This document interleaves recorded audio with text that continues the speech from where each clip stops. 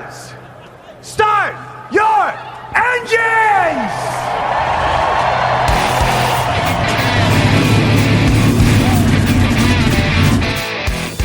Hit the pace car! What for? Because you hit every other damn thing out there, I want you to be perfect! When I'm driving, I got a guy on the radio who talks to me. You can see him, but he talks to me. Well, I wanna be a race car driver. Pretty girls eating from my hand, yeah. Wanna live a life of fun and danger. No sweating working for the man, alright. Well, I wanna be a firefighter. Cool-headed when the heat is on, yeah.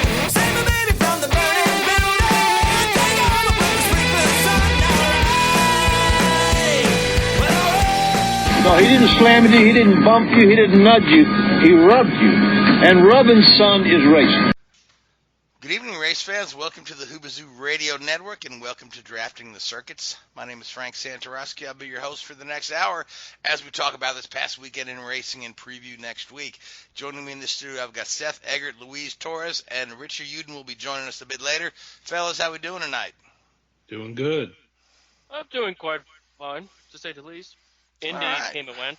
Indy came and went. Yeah, so let's talk about Indy. I mean, honestly, if I'd have talked to you in 2010 and said, by the next decade, Takuma Sato will be a two-time Indy winner, before Dixon, before Will Power, before Simon Pagenaud, Takuma Sato will be a two-time Indy winner. You might have just laughed me out of the room, but by gosh, here we are, 2020. Takuma Sato takes his second Indy win, and that puts him in very rare company. There are only 19 other drivers in the world who have won multiple Indy 500. So, I mean, he's in the exclusive club right now. He can walk by the Penske pits and look at Pagenaud and Power and say, peasant, come on, Elio, let's go get a drink. So... Yeah, for real. Like, yeah, if it was back in 2010, we're talking about maybe Taka would be a two-time Indy 500 champion. I for sure would have left because consider he just came out of Formula One. It was rather mediocre to somewhat underwhelming to a tad, despite that one podium he had at the U.S. Grand Prix at Indy. But I go back to last week when we were talking about this, about Sato being super consistency, that I felt like it was going to bode him well over time. Lo and behold, that's what he did. Whereas Dixon owned the competition, but at the very end, when it was crunch time, he outsmarted, and outran Dixon under his own power. Yeah, there was some strategy involved, but he showed that consistency is key, and you have to be mindful for all 200 laps. One error could really bite you. And then for Dixon's case, it did. He got outsmarted for the first time all season, honestly. I mean, Takuma, and his, Rahal engineers and whatnot, they ran a really smart race. It's a Rick Mears type of strategy there, right? Stay close to the front all day long, but don't necessarily dominate the thing. Continue to dial your car in, make sure you've got plenty of car left for those closing laps. And I think even without the yellow flag finish, I don't know that Dixon actually could have gotten around Sato, unless the fuel came into play, which that's up in the air. Dixon says he doesn't think Sato had fuel. Sato says he had plenty of fuel. So, right. Go ahead, Seth. That's what I was going to say. Dixon said post-race that he didn't think that Sato had enough fuel to make it all the way if it had gone green. Obviously, it didn't go green, so that's a moot point. But would he? Yeah, you really have to question Dixon's strategy of getting. And to a point, it's that he decided to get behind Takuma. I don't know, did he, or did Takuma pass him on pace? Because it sure looked like Takuma was going a bit faster, and then Rahal was coming after them. But I think right there at the end, I don't think Rahal had anything left to move up any farther. No. But, even if Ferrucci and Newgarden and Rahal, you mentioned, were catching them, they just ran out of laps. And I go back to that pit stop. The final stop with Dixon took them a little bit longer. Had it not taken a little bit longer, the question would have been, can Sato catch him? Who knows? Because if the concern was Sato was trying to save enough fuel, and with Dixon got the okay from Mike Hull with like 15 or so laps to go for it, and we had a different game, but I go back to not just Dixon got outsmarted by Sato, but also that pit stop that took him a tad while really hurt They him. were slow on the left rear, I believe it was, if I remember correctly. Yeah, it was somewhere in the rear that they mentioned for sure that it caused him. That ate up a little bit of his lead, but when Sato made that pass like lap 45-some laps to go, that looked like outright on pace, but to a degree, Dixon was trying to save fuel at that time period. Right. So now, again, like anything else, Indy fans are never happy. They always have to find something to bitch about, of course. We all know the topic to bitch about is the lack of a red flag, okay? I mean, and I think, the three of us all agree that there really wasn't time for them to clean up that mess, fix that wall. I mean, the entrance to pit lane is blocked. And then you're talking getting a very tight TV window, and they had the race was running at a pretty slow pace anyway. They were Especially right at the right at the end of the television window there. So but at the end of the day, I've got to say to myself, right? They threw that red flag in 2014 with the thought of preserving the green flag finish, right? They threw the red flag in 2019 as a result of, I think we had 7 cars piled up in turn 3, and the track there was so much debris, it wasn't going to be real possible for the cars to kind of navigate that minefield. So just, throwing the red then, and there were about 20 laps to go at that point. Yeah. But by doing that, particularly the 2014 one, we have, in a sense, now spoiled the fans. Now they expect that.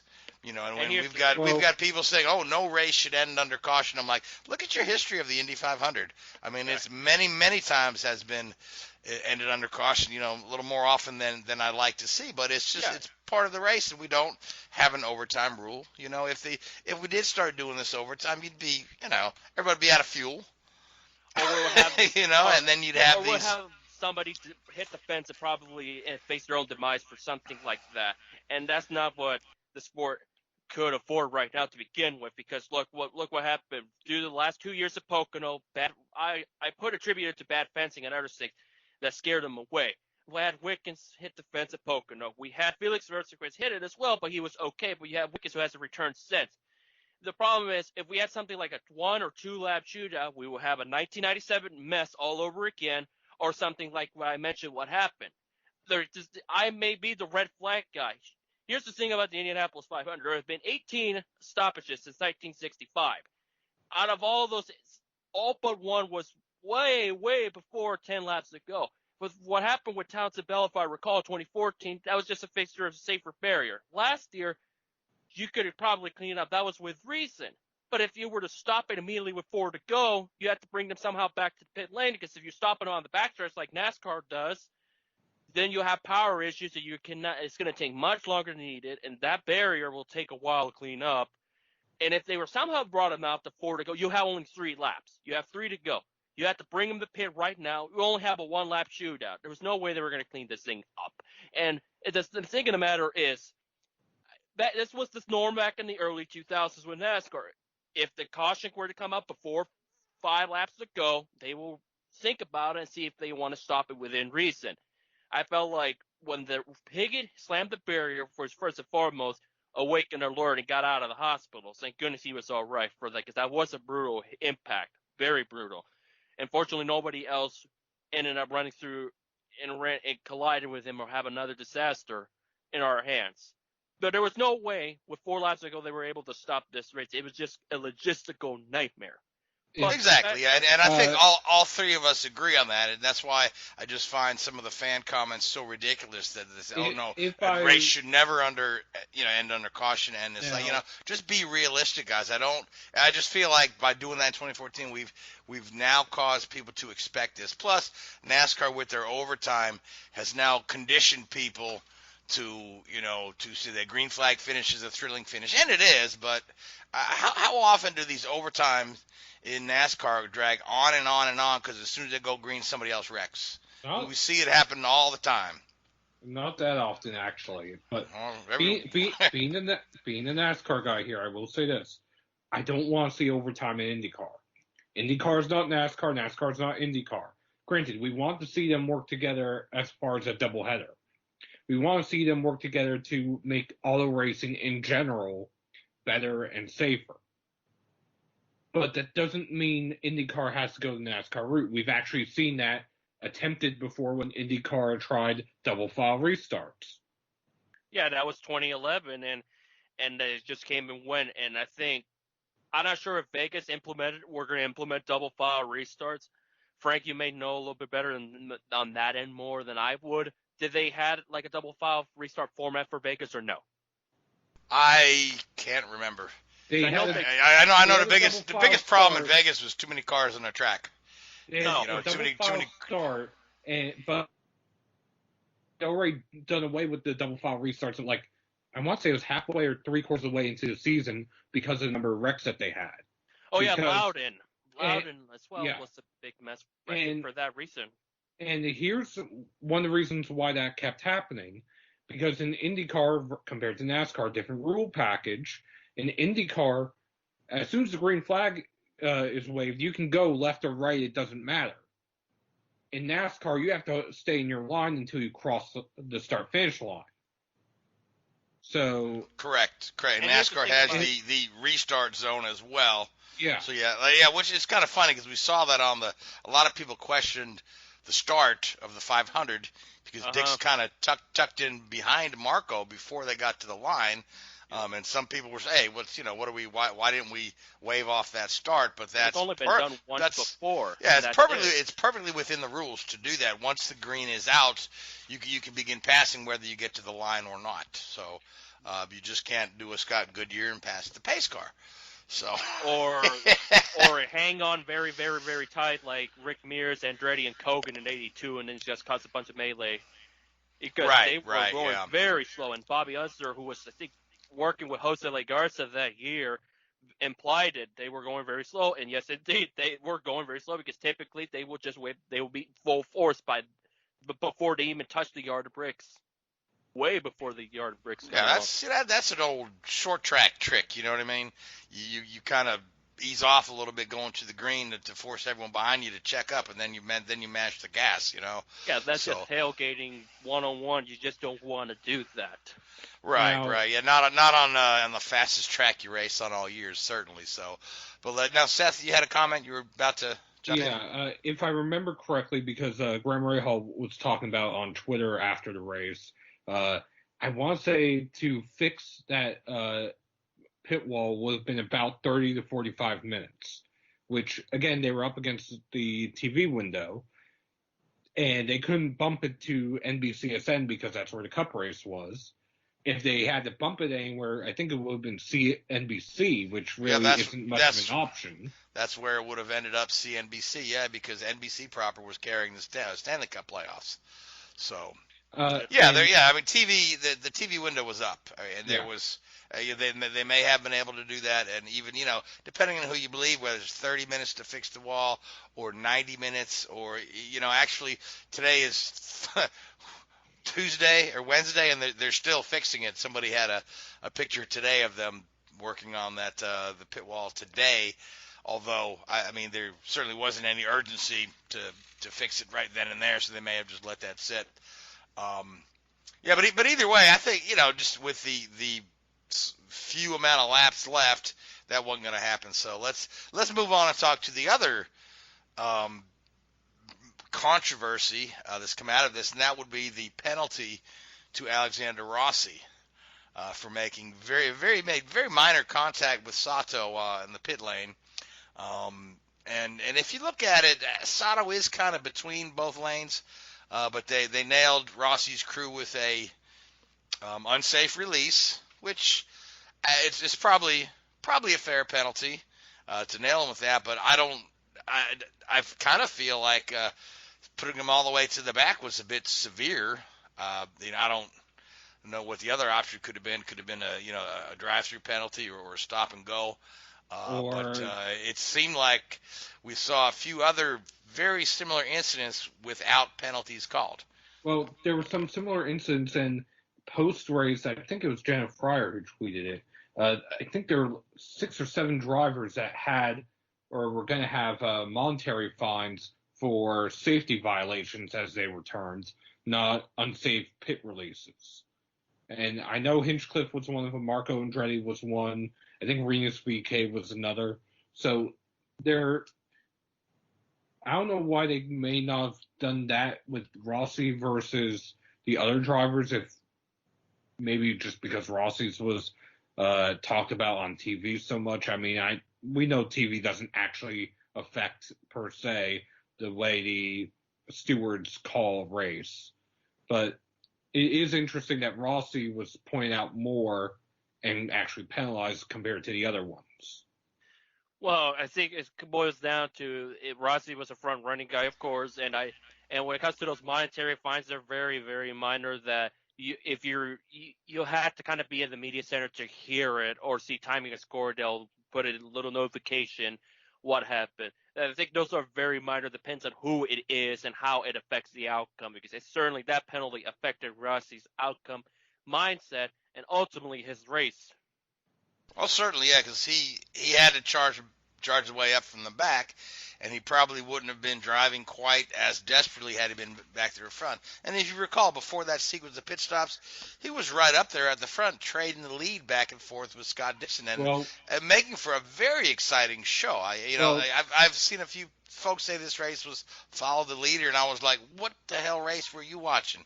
There was some great action in the race. Well, something I do want to point out, though, about Rossi, after that penalty, yes, he went to the back, but they never came back down pit road to adjust his car to run in the pack.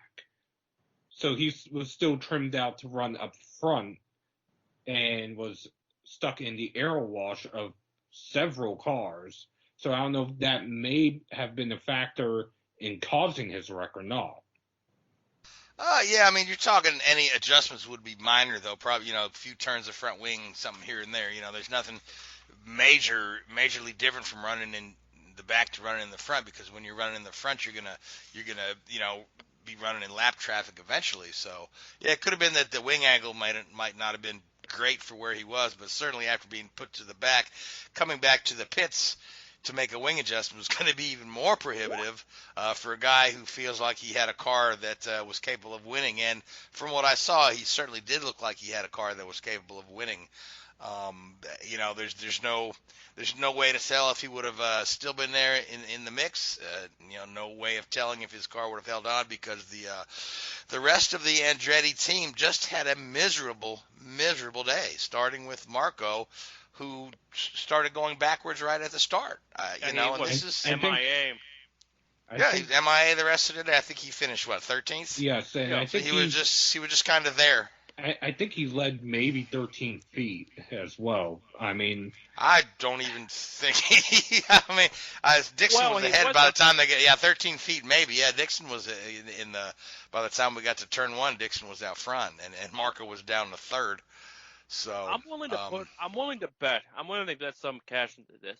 I want to believe he may have had the second fewest laps led among pulsators all time as far as distance is concerned. Well, Guerrero never even made it to the opening lap. He never led a lap, Marco, either. So yeah. Marco would actually be the pulsator with the least laps led that actually started the race, I guess would be the way it would be worded. And just another quirk or historical note I do want to make, since we're on a historical note here. Takuma Sato's win, along with his first Indy 500 win, are also the only two Indy 500s that Fernando Alonso has made. Yep. I've heard a couple people mention that too, that Alonso in the field is Takuma's good luck charm. So I guess that means 2023 Takuma wins again. Well, could be. Who knows? I mean, Sato had a great run without Alonso last year, and if he had like 10 or more laps, he probably could have been in that mix with Pagano and Rossi in last year. So Rossi. Yeah. Takuma drove a great race last year as well. So the interesting thing about Takuma, right? And as I wrap my mind around this, right, he does everything he's not supposed to. Do you know what I mean? Like you say, the stereotype is that Japanese drivers, right, are rich pay drivers, right, who can't drive. And that used to be you Indianapolis talk about. to a degree, with Well, I mean, but Takagi. That's good. Or yeah, but if you talk Takagi. about guys like Hiro Matsushita and Kosi Masura and those other guys. But Yeah. I mean, Takuma, number one, he's not from a wealthy family. He's not a ride buyer. As a matter of fact, he wanted to start racing when he was 10. He didn't start racing until he was in his 20s because his family had no money. He won himself a scholarship to go racing based on his talent. The other thing is that, there's supposedly a youth movement in racing. I hear Takuma Sato has now won 2 Indy 500s over the age of 40. I mean, here's a guy winning more races in his 40s than he did in his 20s. You know what I mean? It's just he just like whatever, stereotype you want to throw at him, he says, I don't buy into that. You know what I mean? And then, of course, He's the gotten stereotype better of over time, for he's sure. he's gotten more Yeah. patient. He's gotten smarter. He's still aggressive, but Yeah. he's his racecraft has improved tremendously. Where he's I think the 2012 really taught him a lesson there. Yeah, and he finally in patience. gave Rahal a win. It's like Indy redemption on the Rahal Letterman side, because 2012 he was with those guys when he could have probably won it, but still had a lot of learning to go. And Yep. And speaking of Rahal, Letterman, Lanigan Racing, not only did they win the actual Indy 500 with Takuma this past weekend, earlier this year they won the iRacing Indy 500 with their iRacing driver, Brandon Trano, who is also one of the tire changers for Daniel Suarez in the Cup Series. So that's just an interesting little note there. Certainly is. I see that Richard has joined us. Richard, how are you, buddy? I have indeed. Yeah, I'm very good. How's everybody doing? So what are we it talking about seems on like you need a better pit crew to change your dear. tires. Oh, I just talked about the tire folks, changes. Richard had a flat tire on his way to the computer. So Yeah, Richard, it's good to been have you here. hard So when you find a drill bit through your tire, that tends to put a bit of a dampener on things. I tell you. So Richard, we're talking about the Indy 500, and we're talking about Takuma Sato, of course, and Rossi's penalty, Yeah. and the And we've talked about the red flag situation or the no red flag situation, which I believe the one thing I didn't mention it was I believe that was the fan reaction was exacerbated by the commentary in the booth where Danica says, "Oh, it looks like we'll get a green-white checker," which I think she forgot what series she's watching. And Tracy said, Paul Tracy said, "Oh, they'll red flag this for sure." Which, neither one of those came to happen. But, when you're it's funny the power of a television announcer misspeaking, because there are still people that will tell you that in the 2002 Indy 500, they reverted scoring to the prior lap, which they did not. It was an old rule, but because Paul Page said that on the air, people still believe that to this day. So, Richard, your impressions of the Indianapolis 500? I was watching it sat down on my iPad at a pool down in Hilton Head, so I thought it was fantastic. No, I thought it was a really good race, and there was three dominant cars I thought throughout the event. Dixon, Sato, and Rossi, and they were the three that could run at the front, could run in the top six, and if they wanted to, they could work their way to the front pretty easily.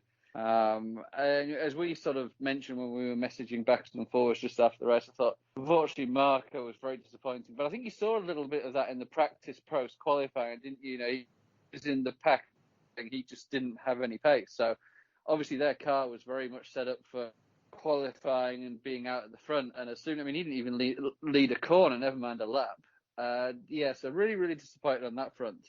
I don't know if the pressure got to him, but I think mentally, I think it's going to take him quite a bit to come back from this. Because he's going to be pretty beat up, I think. I don't know, he may not be, but there was a huge amount of hype for the whole week leading up to that, with him being on pole and then dropping it, or not competing as you'd expect. Yeah, I mean, other than Rossi having some moments of brilliance there before his unfortunate incident, the rest of the Andretti team was really nowhere near where they were in qualifying. And they were all at the front of the field in qualifying. But Hunter Ray was just, he had a few little moves early on, didn't he? I think in the first 20 laps or so, he made up a few spots and maybe got to about 5th or something, but never really pushed past that, did he? No. And then of course Veach was just there. So.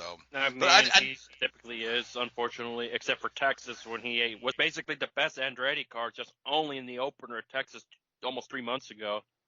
Yeah. But So let's talk about some of the other guys. Go ahead, Richard. I'm sorry. Very quickly, I'm sure the topics that you've already discussed, as you mentioned, the penalty for Rossi on the pit road. I mean, I think it was very unfortunate, but I think it was a penalty. At the end of the day, if you're driving your car down the street and you pull out in front of somebody, it's your fault if you hit them. And he was millimeters away from hitting Sato and bouncing back into another pit crew and potentially injuring somebody. So they've got to be very careful with that. And yeah, they were too wide. So, Sato was on the, but they were too wide. You've got to react to that. And it's not like NASCAR or Formula One where you've got somebody controlling it. I think IndyCar's a bit more instinctive. As soon as they drop the jack through the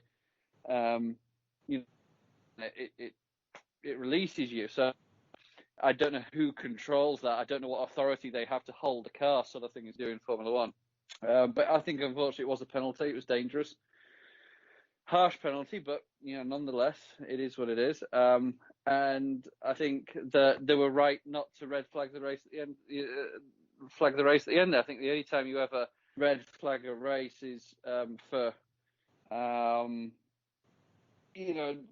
safety issues, and you don't red flag it purely for entertainment. IndyCar works on a different level to NASCAR. NASCAR's all about the show. Whereas I was going to say NASCAR has pretty much done that the last 5 years. Yeah, I mean, NASCAR has got better. We haven't seen a debris caution or a Danica caution or a Dale Jr. caution for quite a while now. A hot dog wrapper on the track caution. Yeah, and I've mentioned it before on the show. We had a statistic for cautions, and in that model was Danica or Dale Jr. being the lucky dog. And if they were the lucky dog, statistically, there was more likely to be a debris caution than not. But anyway, that's another story. But anyway, that's another story for another day. But you don't, I didn't think there was any reason to throw a red flag. The only reason you'd have thrown a red flag is to manipulate the end of the race. And as people have said, the amount of, firstly, what a fantastic job the safety barrier did at end of the pit road. That was a big impact. Huge impact. And for the car to come off, the car was badly damaged, but for the driver, Spencer Pigot to walk away gingerly, it was incredible. So, and the same goes for Askew took a hell of a hit too. That was a huge hit as well. That was a huge hit too, and he's also. It just goes to show how strong these cars are. We've seen and the safer barriers and all these other systems. And the safer barriers, yes, yep. So we've it honestly taken you at least an hour, if not 2, to repair that structure, because it has to be as strong as it was before. Because if you obviously that accident can happen. So if the same thing can happen again, and they hadn't done a proper job of rebuilding the barriers, and somebody had gone in there and they've been seriously injured, then imagine the legal ramifications of that. If you cast your mind back to Silverstone, probably 2017, 16, 17 maybe, Kimi Räikkönen hit the barriers on the first lap coming out of the new farm corner onto the Wellington straight. 14 was it? Was it long ago? Good grief! Yeah, and I forgot about it until recently. The sort of the nose of his car. He injured his ankle, or he bruised his ankles, but he actually ripped a post that the barrier, the barrier was ripped out of the ground, and they had to stop the race. And it took them an hour and a half to rebuild the structure, and they have to. If you cannot have drivers racing on a circuit that isn't safe. So perfect decision there. They didn't want to wait for 2 hours to rebuild that and then have this 3 or 4 lap shootout, as they want to call it. And it was probably getting dark there anyway, because I think the race started later than normal. So it started at 2:30. It was about 6 p.m. Eastern when the checkers flew. Yeah, so, right before 6. So hours, that's 8 o'clock. It's getting pretty hazy, isn't it? Yeah, and plus you're all 2:20, 2:30 at 8 o'clock at night in the dusk.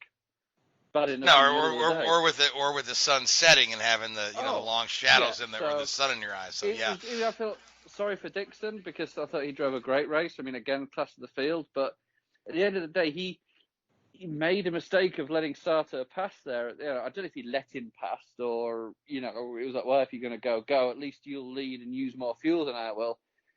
But you've got to take that risk reward situation, isn't it? And they paid a price for it, unfortunately. But I thought there were 3 cars, the class of the field, and I'm just glad 2 of those finished 1-2. Certainly. Now let's talk about some of the other cars that really had good days. And I want to say Santino Ferrucci was on fire at the end of the race there, making a lot of really good moves there, just driving really, really well. And if we recall, he was stellar here last year as well. Pato Award in his first Indianapolis 500s. He got bumped out last year. He was very, very smart all day. Ended up was it 5th? 6th. He was the only rookie that had no issues at all. Santino was 5th, and Santino was 4th. Joseph Newgarden was 5th. The only Penske car in the top 10. Period.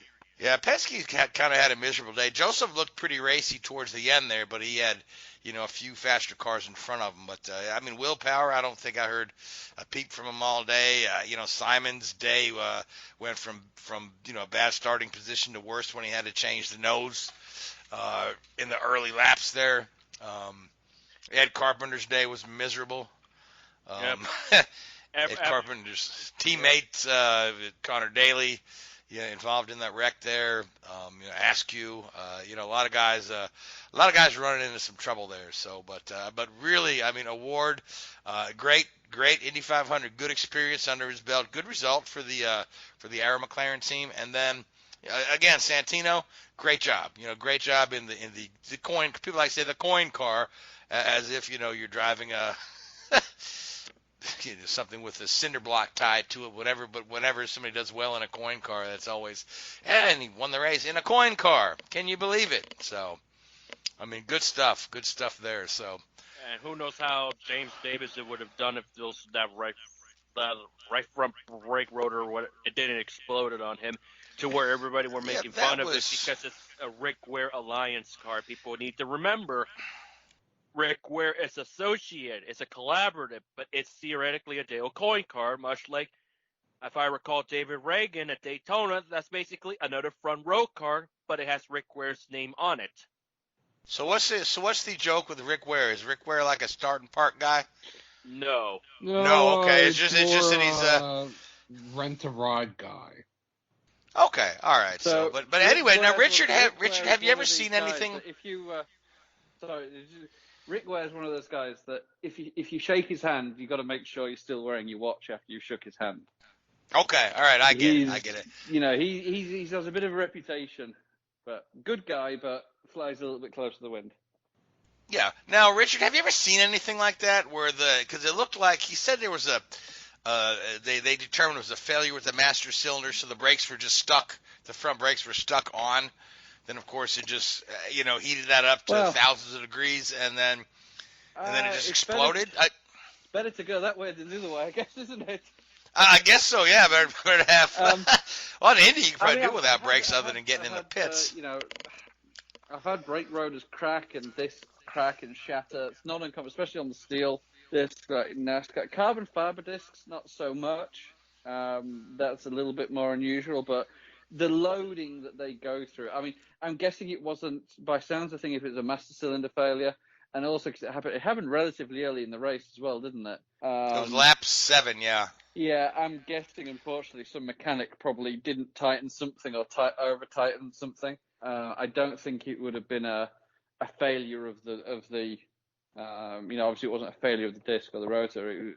I don't think it was a parts failure. I think it was probably human error. But yeah, it certainly could have been. Now, Louise, didn't we see somebody have a brake rotor explode? I want to say it was Zach Veets, but it happened in the pits. Does that sound familiar, like last year or the year before? As far as the Indy 500, where he exited out. Well, not in the 500. It was just in a general IndyCar race. I remember seeing something. I want to say it was Veach but it was in the pit lane coming into the pits, and then the brake rotor just blew up like that. I can't think of it from IndyCar as a bit of a blur, but I know Paul Menard at Homestead happened to him. Yeah. So, but it was definitely one of the more interesting things I've seen. Just that thing just exploded. Then Davison, car's on fire. He keeps driving like he's. I don't. Like he's, I don't know if he Ghost didn't see the flames or what. He did say he didn't feel the heat at all, but yeah, and then of course somebody had to make the comment that it takes them too long to get out with the screen and the car's on fire. I'm like, did you happen to notice how fast the fire goes out once they hit it with the fire extinguishers? Just saying. And I'm positive with that aero screen, it doesn't go. It takes a little bit longer for the fire to get through the cockpit. Right. Of course, the nightmare scenario everyone wants to bring up: if the car is upside down and on fire, what's going to happen? The poor driver's going to burn to death. I'm like, what was the last driver you saw burn to death? I mean, if the car's upside down and on fire, it's pretty easy. Step 1, extinguish the fire. Step 2, extract the driver. So You I don't know. Go back 38 years for a major notable fatality due to the fact they couldn't get out of the fire, and that was Paletti at Montreal. Yep. Well, at least in open wheel. I think there was one in the Sportsman Dash series or something like that. Oh, yeah. Charlotte in 1990 or something like that. Yeah, 92. Now remember. Yeah. Or Elio DeAngelis. He died of smoke inhalation, but that wasn't because they couldn't get him out of the car. That was because they had a private test and neglected to have any fire marshals, safety marshals, or medical personnel on site. So when his car went upside down, they didn't have anybody there to get him out. So, but I mean, this day and age, I mean, fire is such a. I mean, fire used to be a driver's biggest fear. You know what I mean? And the old timers like Jackie Stewart and Mario and Niki Lauda certainly will tell you that that fire was one of the driver's biggest fear. But now it's almost as quickly as the safety teams are there, as effective as the fire suppression equipment is, and particularly these IndyCar, the methanol fires they could put out instantly. Then you get like an oil fire, or in Davison's case, which was burning tire and magnesium. It was out pretty quickly as well. So, yeah, I think the biggest concern is just heat exhaustion or facing heat stroke at this day and age, especially on the NASCAR side. There's been a lot of them this year. Like, what was it? Like Natalie Decker, J.J. Yaley, Bubba Wallace. Bubba had Jimmy Johnson. I mean, the list goes on and on. Yeah, that's become more of a bigger issue than just having a hard time getting out of a scorching car these days. And IndyCar, with the aero screen, they're working on it to put some air hose or filter so that it doesn't become too much of a problem. The only thing is they'll kick up dirt in their helmets. That's about it so far. That was the worst thing, wasn't it? Them getting that damn hose disconnected from the air conditioning unit. That was almost comical. Yeah, some of the guys. They just don't have the muscle memory to disconnect that yet. Because we saw a couple of it where they're trying to get out of the car. And I was like, oh, well, what's got me? They're actually breaking the hose, aren't you? You can see the hose untangling rather than actually getting out of the car properly. Yeah. So, all right. So we're going to Gateway for a doubleheader, 2 afternoon races. Gateway was the site last year. Takuma Sato won last year in Gateway. Yep. Narrowly he's held on to beat Ed Carpenter on that one, and also it's the site of Tony Kanaan's last podium. And also this weekend is Tony Kanaan's last race of 2020. Right. Very clear. I was going to say, I believe that Tony has backpedaled a little bit on his farewell tour just due to the fact that he's not been able to, race in front of fans on a couple of occasions. And, it's just, all the COVID-19, the shorter season, have taken kind of the wind out of his farewell tour. So I think he may, and also we may see him in a season too. Say what now? I was to say, not just that, also eliminated Bourdais' season, which was, I think, only Portland he was supposed to only drive, or one other. But Bourdais... Bourdais was supposed to race in St. Pete's, Alabama, Portland, All three of those canceled. Oh, we still And St. Pete, I believe, if I'm not mistaken, if the rescheduled St. Pete race goes off in October, that Bourdais is going to be in the car, is what I'm hearing. So, but that's if they get that off the ground. I mean, it's on the schedule. It's got a date, but I haven't heard a lot from the promoters, because you're talking about setting up the whole street circuit a second time. Because if you recall, they had the course all built and ready, and they even had one practice session in before, COVID-19 gripped the world with fear, and they canceled the race at the just prior to qualifying. I want to say not just that. Are they willing to do it 3 times in a span of a year? Let's remember that as well. Yeah, March so 20, October 20, and then March 21. Those are very close gaps. Yeah, but we'll see. I mean, again, right now it's on the schedule, and then the other thing I'm hearing is that Mid-Ohio will be rescheduled to the weekend of September 12th, 13th, hopefully with fans. I know Green Savory wants to have fans there because, they're the same guys that promote St. Pete and took a beating there. They're the same guys that promote Toronto, and they took a beating there with that race being canceled. So they really need some canceled. So they need something. They need something. Yeah, they need. Green Savory needs a little money in their coffers, and I can't say I blame them.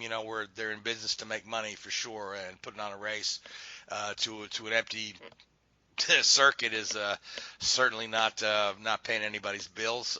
But so hopefully that's just a little under a month. We'll see a doubleheader at Mid-Ohio, and I know a guy named Scott Dixon is probably pretty pleased with getting a race at Mid-Ohio, not once but twice, because Dixon's won at Mid-Ohio 6 times. Sounds about right. I know he won it a year ago by narrowly beating Rosicquist in that thrilling Ganassi War Zone battle. That was a really fun race last year at Mid-Ohio. Yeah. And if we have a doubleheader, I would not be surprised if Dixon and Rosicquist split wins there. Yeah, but we need to pick winners for Gateway first. So all right. So Seth, I'll start with you. Who do you like for Gateway? Let's see. We're picking for both races. Yep. I'll say Dixon and Newgarden. Okay, very good. Now, Richard?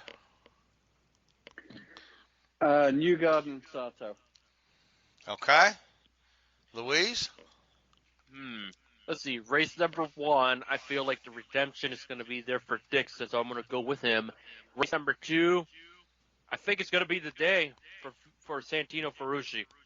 I'm putting my money on him on winning that one.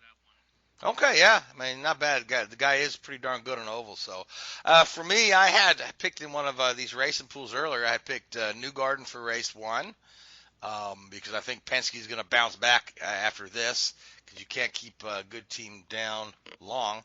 And race 2, I picked, of all people, Graham Rahal.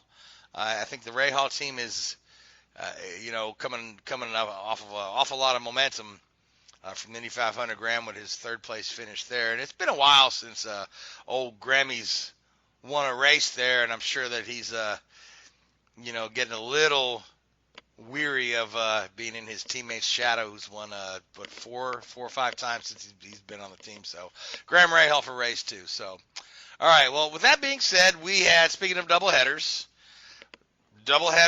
at Dover this past weekend. And Seth, let's talk about the 2 Cup races. I know the support series were there as well. Were the trucks and Xfinity? Trucks were there. There were 2 Xfinity races, and Arca East was there as well. Okay, so busy weekend at Dover. Did we have socially distanced fans? I didn't get to watch. No fans. That's awful. Okay, so a whole bunch of races. So let's start off with Cup race number 1. I'll let you take the helm. Well, the first Cup race started off with contact between Eric Jones and Kurt Busch, sending Kurt into the wall, ending his race after only 6 laps. After that, it was a relatively quiet race. You had a competition caution and cautions for stage ends, and the race just went green. There were no organic incidents. Kurt Busch Martin Truex Jr. seemed to be running away with it at the very end, and his teammate Denny Hamlin ran him down and passed him with about 10 laps to go and went on to win his 6th race of the season. Otherwise, it was a very uneventful race for Dover standards, as was the second doubleheader, the second half of the doubleheader. Kevin Harvick won that one, and Harvick, while Hamlin led about a third of the race, Harvick led 2/3 of his race. He had to one-up Hamlin, and also got back in the lead for the win column, clinched the regular season championship as well in the race. So he will have 15 extra playoff points going into the playoffs. The second race, the first few laps were kind of hectic. There was an incident between Logano and Stenhouse that sent Stenhouse spinning into the inside wall. While avoiding it, Chase Elliott and Kyle Busch got together. And while avoiding that, Joey Gase, who was already a lap down, 6 laps in, crashed into Garrett Smithley. That is very sad if you're already a lap down and you wreck with another fellow. Under caution, too. Aye. Especially those two guys that have been getting bad rep all the past year. Yeah. I was gonna say you never hear a good news story that's got Garrett Smithley's name in it. Well, to be fair, this time the video actually shows Joey Gase just ramming into him, so it clearly was not Garrett's fault. Gase's rep is not good as it is, unfortunately. What's that book or that movie? How to Make Friends and Influence People? Yeah. You know. So. Because when it comes to those guys, you hear more negative on Gase and Smithley compared to a BJ McLeod who gets all the praise for being mindful of his competitors, whereas those guys and poor old Quinn Houff, who had 2 bad situations where he saved them both times, if I recall. But of course, you're going to have those detractors since Texas that just say, get him out of the race car. And yet he saved it from wrecking it on pit road and also saving it from hitting in the wall race 2. And you just reminded me of something, speaking of Texas, we almost had a repeat of that in the first race. However, it wasn't Quinn Houff and Matt DiBenedetto. It was Ryan Preece pitting from the middle lane and Jimmy Johnson who had to take evasive action. Yeah, and I thought that was Joey Gase. I was thinking, oh, great. Joey Gase, what are you doing? Then I had to pause and realize, like, Gase really, Ryan? Really? Really, Ryan?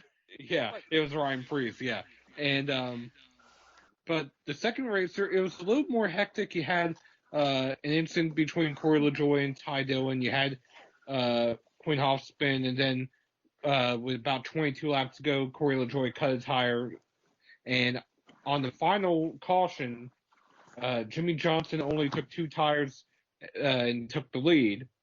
I think he led maybe 3/4 of a lap under green before Harvick just flew by him on the outside and cruised away.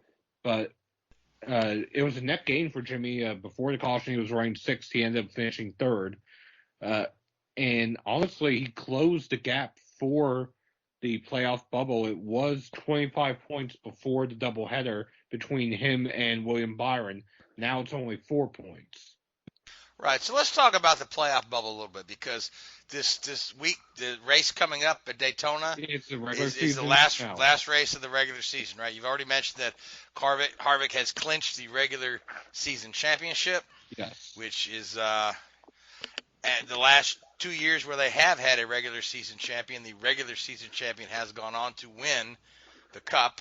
Not quite. No? No, it's been Martin Truex Jr., Kyle Busch, Harvick, and the champions have been Truex Jr., Logano, Kyle Busch. Oh, yeah, for some reason I forgot about that whole Logano year.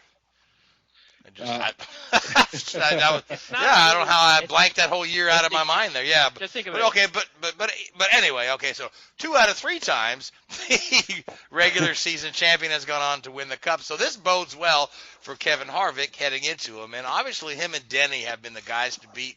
But let's talk about the guys at the bottom that are either in danger of being bumped out or guys that are desperate to bump in. Well, Almirola, Kyle Busch, and Kurt Busch all locked themselves in on points.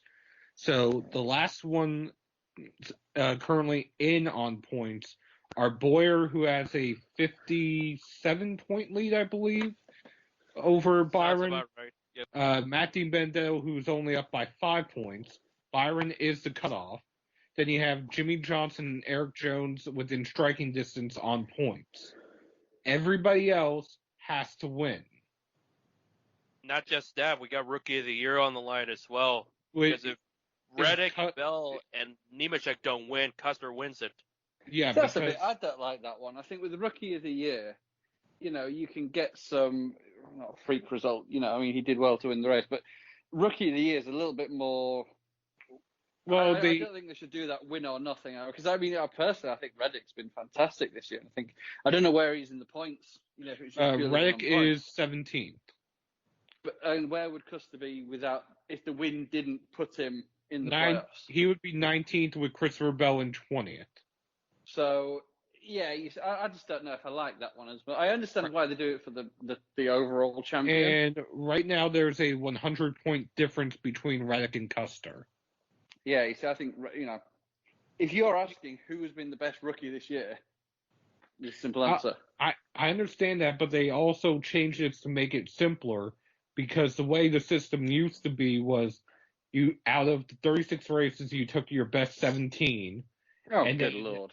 And then after that, it would be a vote by certain media members on stuff they did For goodness away sake. from Just track. pick who's got the most damn points. Yeah, I was gonna say it's almost like the Indianapolis 500 Rookie of the Year, where they look at the finishes, but it really comes down to a vote based on not only the result at the track, but also the month. the month, how they behave, how they interacted with fans, how they interacted with the media, Which is how they over represented. Ed Jones. Exactly, yeah, and that was, if you ask me, Ed Jones was robbed on that one because Ed Jones had a heck of a race. Now, Alonso had a heck of a race as well back in 17, led for a time, but yeah, I mean, that one was a bitter pill to swallow for Ed Jones. The stupid thing about Rookie of the Year, though, is Bell or Reddick could go on a win streak and win 4 or 5 races in the playoffs. And they're not likely going to do that, but then you're like, well, you come to the end of the season and say, well, this guy's won 6 races this year, and this guy, but hey, because he won the one early in the season, he's now Rookie of the Year. But Rookie of the Year, not Rookie of the regular season. Well, also, see now, Richard, now you're advocating one more trophy for the years. Rookie of the regular season, Rookie of the Year. Yeah, but you have a regular season. If one of them makes it, how about just have a?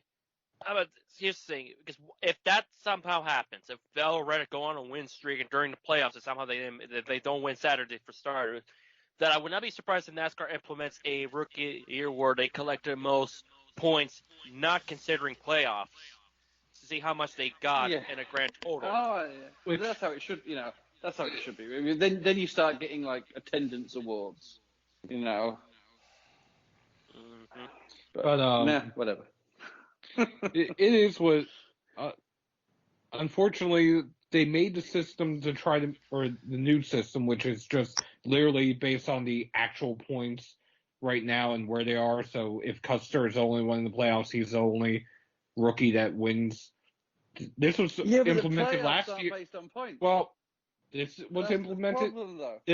This was implemented last year, and in the Truck Series, the only rookie to make the playoffs was Tyler Ankrum, making him the de facto Rookie of the Year, and he was awarded Rookie of the Year, so there's already a precedent for it. Yeah. Yeah, I mean, well, there's something to be said for winning a race in your rookie year, Which even if it's just, but sometimes a race win can be a fluke. You know what I mean? Like you get to, some of these IndyCar races, like Carlos Huertas. You know what I mean? Carlos Yeah. Huertas. Yeah, something one else- in the rain at Houston, I believe it was. Yes. But he didn't end up as Rookie of the Year, even though he won a race. But Neither the did race Rick win was a Whipple in fluke. 03. Yeah, McMurray And- won though.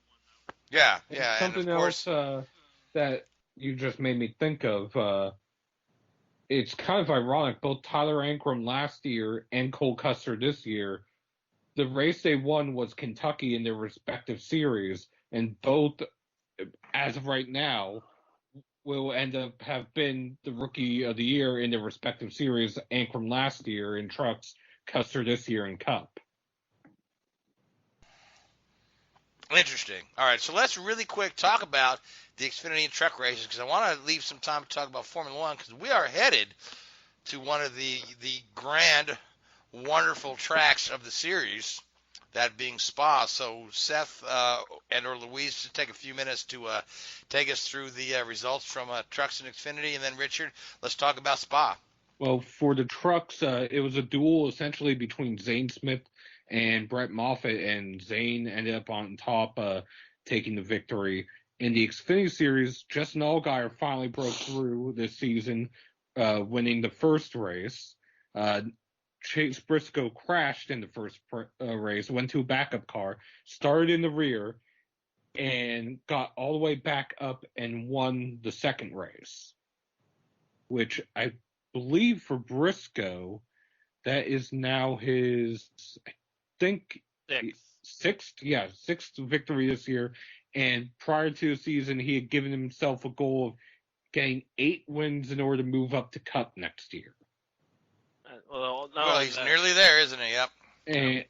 And I think there's 7 races left until the Xfinity playoffs, so he has a lot of time to get those 2 more wins. Okay, wait a minute. So the NASCAR playoffs begin. The Cup playoffs begin next But there's week. 7 more races before the Xfinity playoffs? That's Yes. September, the playoffs for Well, trucks and Xfinity. Well, the reason why, usually it was only staggered by about 1 week, but Xfinity and Truck still have more races to make up. They've got more catch-up Yeah. races. I understand. Okay, all Because right. Cup are back on schedule to what they were supposed to have. Yes, and I believe Xfinity still has to make up 3 more races, and Truck still have to make up another 2, if All I right. remember correctly. Very good then. Okay, so now, Richard, Formula One is headed to, as you like to call it, a proper circuit, but not just any proper circuit, but Spa. So let's talk a little bit about Spa and what we might expect to see. It's just a proper circuit, isn't it? Great to be back there after the relatively pedestrian race in Spain. Hopefully, I haven't checked the weather for. Hopefully, a little bit of rain to throw in the mix there. Normally rains at Spa, so that'll be that spices things up as much as the track itself. The corners. You just reel them off the source. So Rouge, Pouin, the bus stop chicane, Radio. These just amazing corners and that go back. Almost to the start of the championship in Formula One, and it's just a list of who's won at the track. So it's one of the old-fashioned circuits. It's a real driver's circuit. It pushes the drivers to the limit. It's where you have a real differentiator between driver and car. And the really nice thing about it is that track couldn't be built today. It doesn't meet the Tilke Dome specifications. The gradient at Rouge is too high. The track's too long. All of these features that wouldn't be allowed these days. It's a bit like a Rebel, a Rebel track that wouldn't be built these days. So it's fantastic to go there. There'll be a little bit of a tinge of sadness going back there. Obviously, a year on from Antoine Hubert's death in the Formula 2 race last year, and the emotional scenes of Charles Leclerc winning his first race. But of course, those 2 guys were very, very close friends, so it never really had an opportunity to celebrate there. Unfortunately, I doubt we'll see a repeat of Leclerc's win this season, unless we have some freak weather or whatever. But Ferrari seems to be just out to lunch. Well, they've had their wings clipped on their engine, and that's be interesting. Yeah, Unfortunately, you're not going to see this prancing horse at the front of the pack there, which will be. It's just a shame. It's always nice to see Ferrari competing, no matter what era it is or what drivers they have. But certainly Leclerc and Vettel, they've got two drivers who are certainly more than capable of squabbling over 8th and 9th position, like they have been for the last 3 or 4 races. So you expect to see it's a power circuit. There's long, from the La Source hairpin all the way through a Rouge Radion and all the way up to the chicane at the top of the hill there. It's probably 25 seconds where you're full throttle. Then you've got, the fast high-speed section at the end of the track before you come to the old bus stop chicane. So, you've got 2 long periods of high power there. So it's going to play into Mercedes' hands, I think, undoubtedly. Then the middle section of the track, he's going to play into the Red Bull hands, you'd imagine, with their aero advantage. So it's going to be a fantastic race, but you can't, I don't think you can look past the Mercedes duo there. And I think Hamilton's just got into that zone again that he gets into. I don't think it's a case of Bottas being able to beat Hamilton. I think the only person that can beat Hamilton is himself. And we've seen that in the past. There's some weekends where he's just not on it. And that's when his teammate can beat him. You saw Austria at the start of the season. You've seen it some of the other races, especially in a head-to-head with the teammate. If Hamilton's on it, you can't beat him. He just has that ability just to check that little extra 1-2% in every area of performance, and that adds up. And for guys like Bottas and Rosberg, Rosberg did win 1 championship, but again, I think that was more Hamilton beating himself than Rosberg actually being a quicker driver. I think it must be demoralising for those guys. And now Hamilton's on such, he keeps raising his game year on year, and you've got to give him a huge amount of credit. And he's on a roll right now. He's won. He's won. Well, I would say Verstappen. Yeah, Verstappen snuck a win in there. But so who's got? Does Vettel still have the record for most wins in a row, tied with Ascari? So yeah, or is that's that? I think it's 8 wins in a row, actually wrapping from one season to the next. I think I remember going back. Was it 2012? Wasn't it, where post mid-season Red Bull won every race after the mid-season shutdown, when there'd been like the 7 different winners in the first 7 races, and I think Vettel has a pretty long streak in there, doesn't he? Somewhere. I think it's. I want to say the record is 8 races in a row. And it's held by both Vettel and Ascari, but it actually it wraps from end of season to the season opener the next year. Yeah, so. I mean, Vettel, it's just such a shame, and hopefully, that little silliness that they had going on the team radio has probably stopped. But it's good to see. It's fun to see that little squabbling and the little bickering, because everybody else has it at work and in their jobs, oh, you said this, you said that. It's good to see a little bit of emotion and a little bit of human interaction between the teams. So I'm not, I wouldn't want to censor them. A lot of people say you should get rid of team radio altogether. I'd like to see one-way radio, maybe, where only the driver can talk to the team goes to the driver, unless it's for a, safety issue or something. But, I don't know. Because, I don't know. Was it at Silverstone where I think Lance Stroll... Oh, no, it was at Barcelona where Perez came on the radio and asked his team, how do the tyres look? Well, hang on, you're the one driving the damn car, mate, You tell me what the tyres are like. That's funny. You should be asking your race engineer what the tyres are like. That was... that was a little bit disappointing. Yeah, well, we'll pull one in the pits, we'll put new ones on. You can have a look you can have a look at my tyre if you want, so I'll tell you how that one is. What tire equipment so guys, do you have, though? Guys, we are in overtime now, and we're not able to throw a red flag because we don't have time to fix the wall. So let's go around the table, make a pick for Spa, and then we need to get off the air. So whoever wants Hamilton can pick first. I'll go with Hamilton. Yeah. So Seth, who do you like for Spa? I'll go with Verstappen. Okay, that'd be good. And Richard? Yeah, Verstappen, yeah. It rains, Verstappen wins. Yep. Okay, so that leaves me to say perhaps Bottas, but I mean, smart money's on Hamilton. I think he's pretty much going to obliterate every record left in Formula One by the time this season is up. And we have one addition to the calendar, Turkey.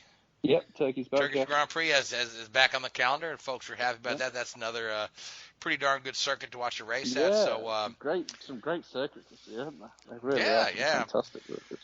And Bahrain's going to be a double header. There's going to be 2 Bahrain races now. Whether one's going to be the classic Bahrain track that we use for every year bar 2010, and the other race is going to be the oval, as they like to call it, which is basically the perimeter track, which I know was muted earlier in the season. I don't know, but it'd be quite good to see something. We always like it, and especially if you got back-to-back races, because then it's a different setup, it's a different car. You don't get yourself bedded into it. You have to come up with some different car configurations. So I think it'd be good if they do mix up the layouts a little bit. All right, and with that being said, we are way out of time, so I want to thank the Hoobazoo Radio Network and thank iHeartRadio and Spreaker and Google Podcasts, and I want to thank you, Seth, Richard, and Louise, and I want to thank you folks who listen to us week in and week out. Until next week, good night. WHOOBAZOO, that's Hoobazoo.com. Enter website, enter website, enter website, enter website.